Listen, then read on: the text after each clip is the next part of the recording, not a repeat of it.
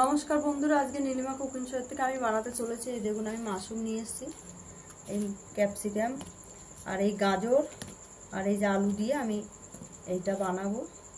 কি করে বানাচ্ছি সাথে থেকে আপনারা দেখতে থাকুন। এই যে বন্ধুরা, আমি এই যে সবজি কেটে রেডি করেছি, যে মাশরুমটা কেটে রেডি করেছি।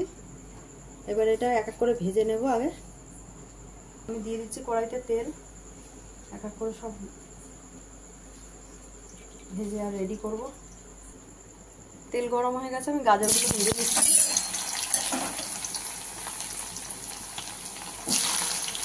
তেজপাতা, একটা তেজপাতাকে 4 টুকরো করে যে দিয়ে দিয়েছি, বড় তেজপাতা। আর এই যে গোটা জিরা ফোড়ন দিয়ে দিচ্ছি। আর এই যে মশলা দেখুন আমি রেডি করে রেখেছি, যে আদা, এই যে লঙ্কার গুঁড়ো, এই যে জিরা ধনে, এই যে একটু সামান্য গোলমরিচের গুঁড়ো, আর এই যে পেঁয়াজ। এবার আমি মশলাটাকে কষে নেব। আর এই যে আমি সবগুলোকে ফ্রাই করে ভেজে এই যে রেডি রেখেছি। মাশরুমটা হালকা করে ভেজেছি।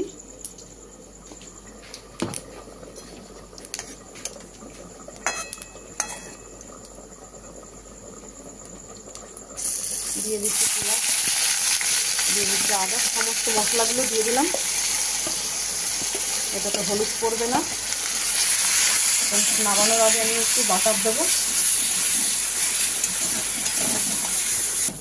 মশলাটা কষানো হয়ে গেছে, এর মধ্যে দিয়ে দিলাম। দিয়ে একসঙ্গে আবার কষানো হবে এবার ভালো করে। এইভাবে আমি এখন আরও কষিয়ে নেব ভালো করে, আস্তে আস্তে।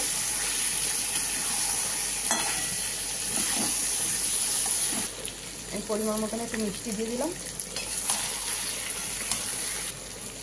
নুনটা দিয়ে দিলাম পরিমাণ মতন।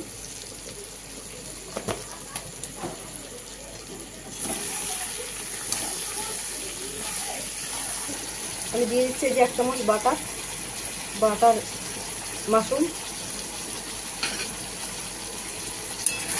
আর একটু কষে এবার আমি ঝোল দিয়ে দেবো পরিমাণ মতন। এবার দিয়ে দিচ্ছি আমি পরিমাণ মতন ঝোল।